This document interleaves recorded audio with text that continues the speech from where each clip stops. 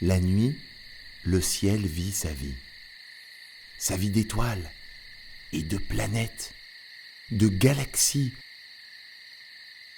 de satellites, tout un univers qu'on ne voit plus quand vient le jour. Et pourtant, les étoiles n'ont pas disparu. Simplement, le Soleil diffuse une lumière si puissante qu'on ne distingue plus que lui dans le ciel. C'est notre étoile. Une étoile parmi des milliards d'autres.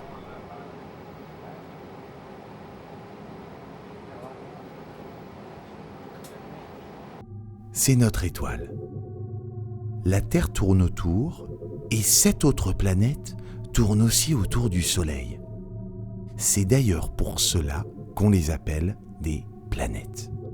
Parce qu'elles tournent autour d'une étoile. Elles ne produisent pas de lumière par elles-mêmes. Mercure, Vénus, la Terre et Mars ont des points communs. On les appelle des planètes telluriques. On peut se poser dessus, comme les terriens l'ont fait sur la Lune en 1969. La Lune n'est pas une planète, mais un satellite naturel de la Terre. Elle tourne autour de la Terre, comme la Terre autour du Soleil.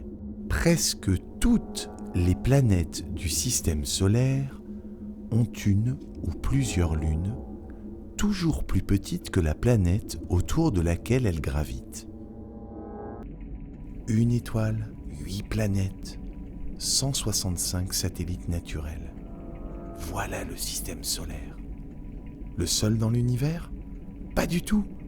Il en existe des milliards d'autres dans notre galaxie, qui elle-même n'est qu'une galaxie parmi des milliards d'autres.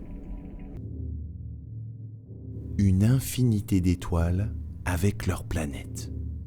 Des étoiles qui ne sont pas éternelles et qui finiront par s'éteindre, tandis que d'autres apparaîtront et que d'autres planètes se formeront. Ainsi va l'univers. Mercure est la planète la plus proche du Soleil.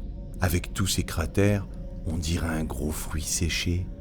Pour se promener sur son sol, il faudrait avoir la peau dure, supporter les écarts de température les plus importants du système solaire. 500 degrés le jour, moins 170 la nuit. Invivable. Vénus, l'étoile du berger. Mais, comme les autres planètes, elle ne fait que refléter les rayons du soleil. On pense qu'elle a été couverte d'océans.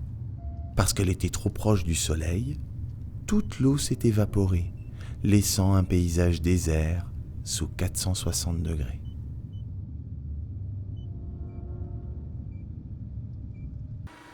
Voici Mars, la planète rouge, couleur qui lui vient du fer que contient le sol. En 1976, des terriens ont réussi à poser un engin sur Mars et depuis, des robots mobiles l'explorent sans relâche. Ils ont trouvé de la glace, mais pas un seul martien. Les planètes suivantes sont bien différentes. Jupiter, Saturne, Uranus et Neptune sont des boules de gaz, des dizaines de fois plus grosses que les planètes telluriques.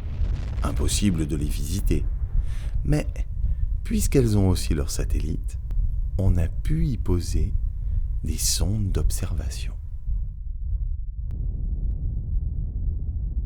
Dans le système solaire, l'état de chaque planète dépend de sa distance avec le Soleil.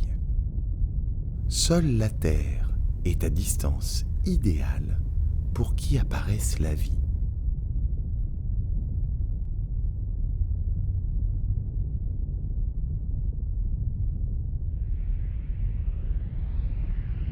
Dans les cabines spatiales, les satellites artificiels, les stations orbitales, les terriens ont installé des télescopes qui scrutent l'univers et voient des planètes de plus en plus lointaines.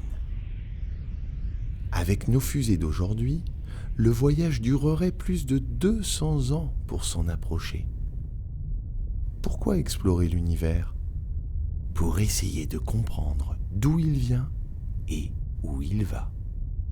Et puis, bien sûr, devant cette immensité, qui sait s'il n'existe pas une planète placée à la distance idéale de son étoile? Qui sait si une forme de vie n'a pas pu se développer comme sur la Terre? Qui sait si nous ne pourrons pas nous y installer un jour? Mais ça, c'est une autre histoire.